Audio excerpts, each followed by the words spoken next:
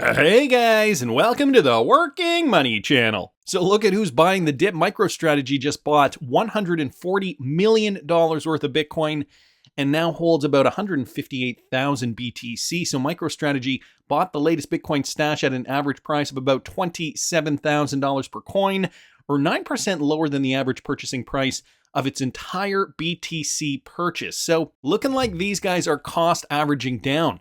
And I don't really have to get into the details of this article. I'm sure it's just going to give us some figures and facts and when they bought their last stash and how much they have, so on and so forth, what it's worth now.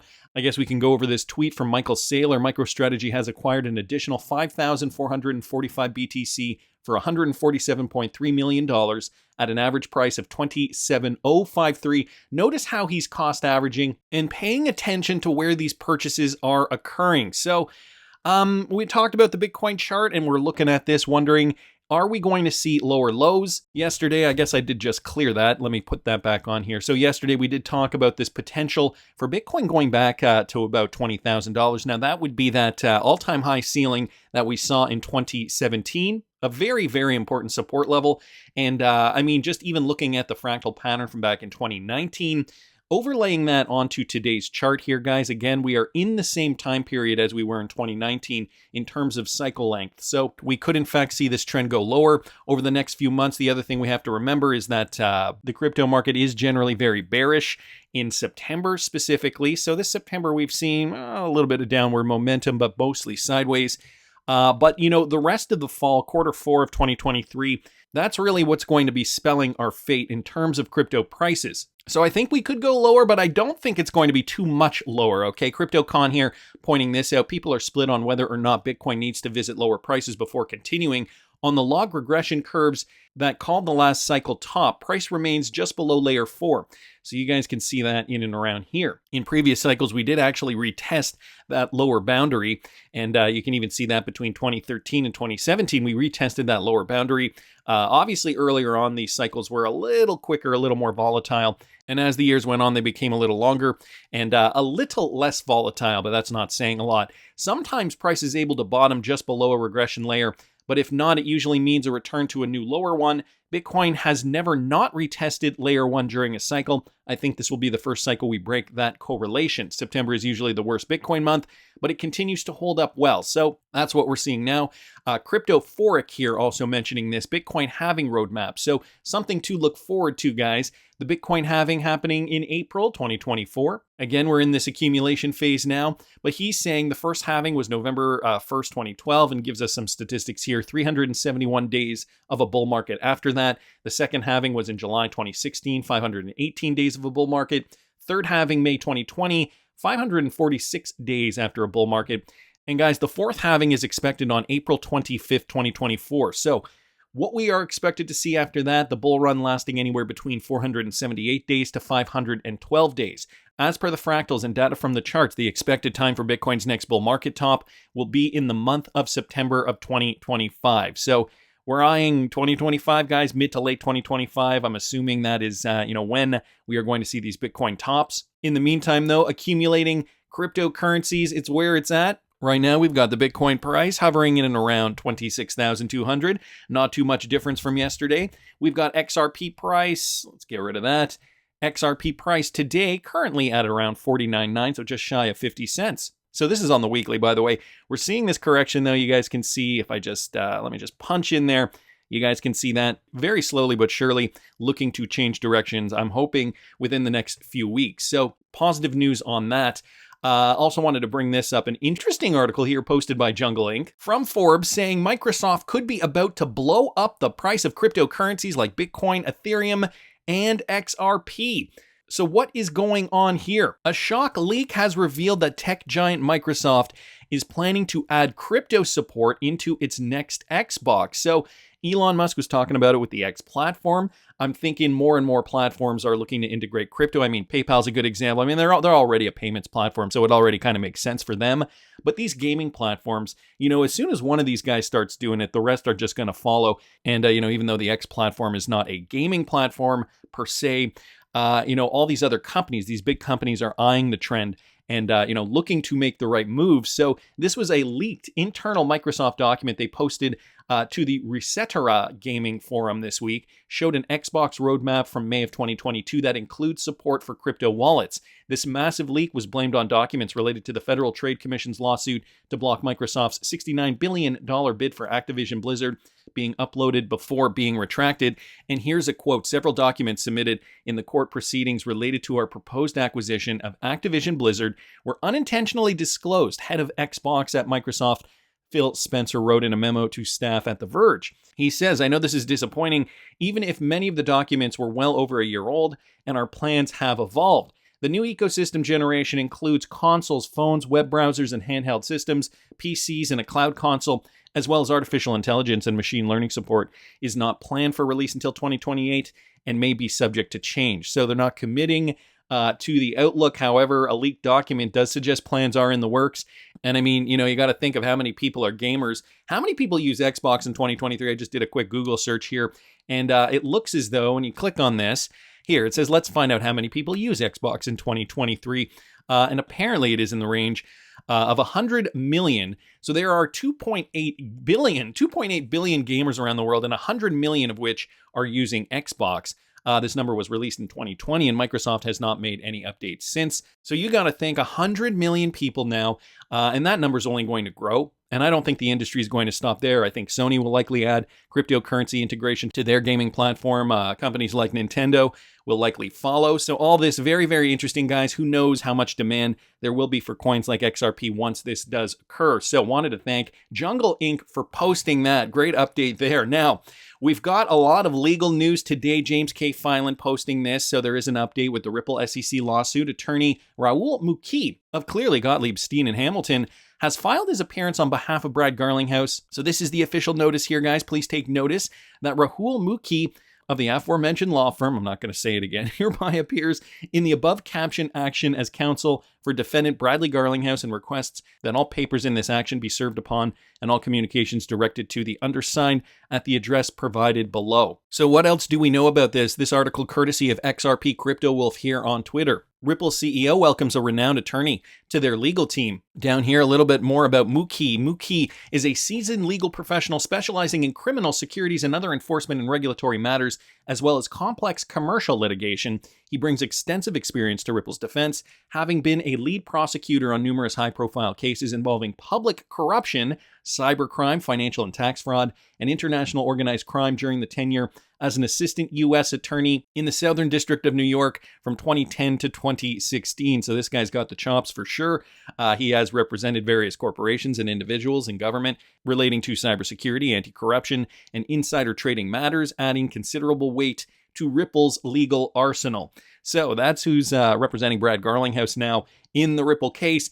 I mean, there's this idea that this is going to settle very, very soon. Mumblings in the XRP community that we are going to see this matter close out. And even this idea that, it might happen so quickly that it'll just be unexpected. We'll get the result, and that'll be that. It'll kind of catch everybody off guard. I know some are speculating maybe this is why Ripple already knows. There are mumblings, and Ripple already knows this. This is why they're throwing a party. But that's obviously not confirmed. That's just hearsay as per now. John Deaton, though, did come out and post a whole bunch of updates with regard to the Empower Oversight Committee, ETHgate, the Hinman-Clayton investigation. Guys, lots is happening right now. So when I first raised the huge conflicts of interest and gross appearances of impropriety related to the Clayton-Hinman tenure at the SEC, I was called a conspiracy theorist by many in the industry. Then my 75,000 friends, along with our incredible sleuths, join in uncovering much more. As you guys know, the XRP community has been very active in uncovering a lot of this white-collar crime.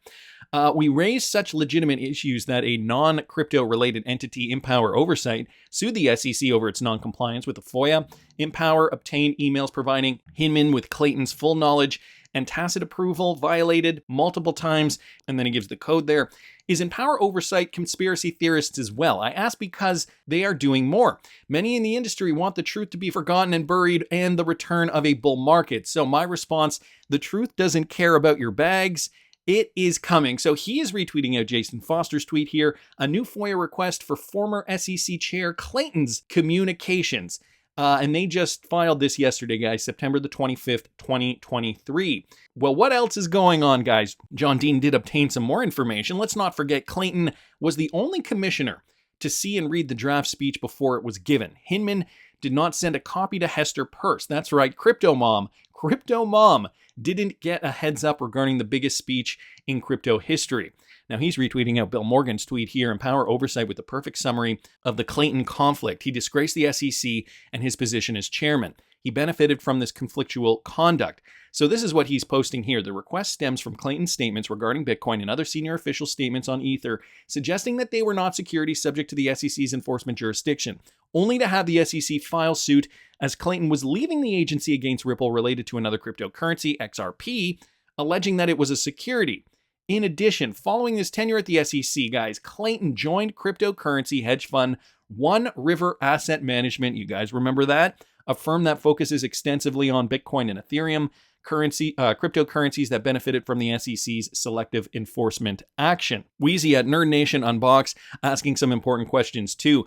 This is what I don't get. Did she not have any inkling this was going on? Did she not ask questions? She was at the Medici event on April of 2018 with Andreessen Horowitz and others, and the event was hosted by USV, Andreessen Horowitz, and other players during the same time. It's hard to believe that she did not know. So this is just asserting Hester Peirce was at these events. So just digging a little deeper into this, I'm just giving you guys the highlighted points here. Bill Morgan, though, mentioning it is so true. Jay Clayton has benefited somewhat from the cover afforded to him by the focus of the XRP community on Hinman. It's good to see that Empower Oversight is now zeroing in on him.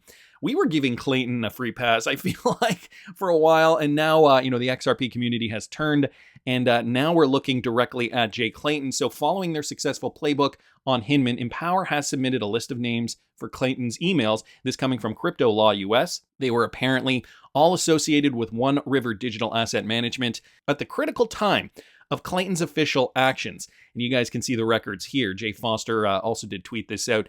Down here, you can see all records relating to communications from May of 2017 through to December of 2020 between Jay Clayton and Jasmine Burris, John D'Agostino, Joshua Barlow, Theodore Antonidis, Alan Alad Howard, Jeffrey Taylor Grant, Tamara Peters, Vanessa Ann Williams, Aaron Landy, and David Portnoff. This has all been requested now by Empower Oversight. Not to mention that we have another ally in the XRP community when it comes to the ETHgate scandal. Now, I haven't really talked about Steven Narioff, but I'm sure you guys, if you guys follow Digital Asset Investor, you're probably already very familiar with what's going on here. The presentation at the SEC that gave Ethereum the free pass. Recognize anyone? We nailed it long ago. So just another shout out to the XRP community who did understand what was going on way back then.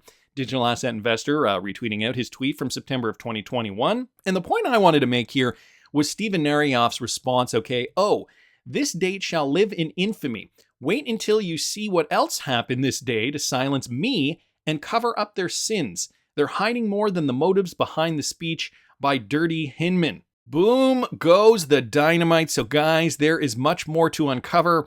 This is a saga keeping us entertained during this bit of a lull in the market. I wouldn't say it's a bear market. I mean, we're just going to be retracing a little bit here, perhaps, a bit of a hang 10 before that next leg up. But, with the BitBoy crypto story, Ben Armstrong, whatever he wants to be called now, and the SEC, what's going on there? Looks as though, who is it? Ripple Van Winkle, taking it as an opportunity to be eating popcorn and enjoy the show. Wow, lots going on here. Wanted to thank Steven Narioff, Ripple Van Winkle, of course, Digital Asset Investor, and everybody else, Crypto Log, John Deaton, everybody who has participated, XRP Crypto Wolf, of course, in getting all this information out there, because there is also now a rumor that the SEC might actually want to settle with Ripple sooner rather than later. This also just happened to come out too. I thought I'd bring to your attention. Wayne Vaughn tweeted this out. The Security and Exchange Commission has created a centralized database to track the personal and financial information of every U.S. investor. Gary is watching. So I was pretty stunned when I saw this. Not only do they want to attack crypto investors specifically, but now they want to see your entire portfolio, no matter what you invest in. If you invest in securities in the US, as an American, you have the right to privacy unless you own stock. The SEC has created a centralized database to track the personal and financial information of every US investor. Congress should immediately stop this unconstitutional power grab. And again, I will link this in the description of the video. This is coming directly from the Wall Street Journal, by the way. So the scope of the Consolidated Audit Trail, or CAT, a regulation of the SEC issued in 2016 but implemented only recently, is breathtaking and unprecedented. In the words of the SEC's press release, the regulation instructs regulated financial institutions to identify every order, cancellation, modification, and trade execution for all exchange-listed equities and options across all U.S. markets. So, again, optics looking very, very bad, as this, as more of this kind of thing is coming out. When was this from? This was from, this was just from 2 days ago, September the 24th, 2023. Again, I will link this in the description if you guys want to read further. But, as I'm saying, optics not looking good, more being uncovered with Clayton now, and the crypto industry looking to be the future victors, hopefully, I'm keeping my fingers crossed, of this battle against the SEC. Now, Congress really has to step in, I think, at a point, and, they just might. I got to give credit to Zach Rector here for bringing up this theory, okay? Originally, he was going over this Yassine Mubarak tweet. It is increasingly very likely that the United States government will shut down at midnight on September the 30th, so that's only 4 days away, as the political wrangling in Washington between the Democrats and the Republicans continue. So guys, what does this mean for cryptocurrency? He outlines it here. It means the SEC will not be able to conduct legal proceedings in ongoing cases after the deadline above. Number two, he says no bills in Congress, whether in committees or ready for floor vote, will be processed in both the House or the Senate. And number three, it is worth noting, however, that the administrative office of the U.S. courts, the judiciary's administrative arm, in a statement on Tuesday said that this time around, should a lapse in appropriations occur, the judiciary will remain open for at least 2 weeks after the September 30th deadline. It would be wild if we got a ruling in the SEC appeal case and the Coinbase dismissal case during those 2 weeks while the SEC is shut down. So let's talk a little bit about this shutdown. Of course, there's a lot of news going on with regards to it. I just am going to click on this. Trump breaks with McCarthy, pushing Republicans to shut down the government. Of course, Donald Trump is going to suggest that. House Speaker Kevin McCarthy's attempts to avoid a government shutdown just became more complicated after former President Donald Trump stepped in to endorse the tactics of far-right House Republicans who prefer to see a funding lapse than compromise with the Democratic-led Senate and White House. Let's not forget, guys, this is brought to us by NBC, so let's take it for what it is. Trump, the frontrunner for the 2024 Republican presidential nomination, who backed McCarthy, a Republican in California, for Speaker, made the comment in a post on his social media platform. The Republicans lost big on debt ceiling, got nothing, and now are worried that they will be blamed for the budget shutdown. Wrong. Whoever is president will be blamed, Trump wrote, adding, unless you get everything, shut it down, close the border, stop the weaponizing of justice, and end election interference. Yeah. Anyway, this goes on, but this is just one opinion here, of course, Donald Trump's opinion, but I will link this in the description of the video. There's a lot of articles here, U.S. government shutdown bad for credit ratings, so some with regards to finance. A ghost from McCarthy's past warns against a government shutdown.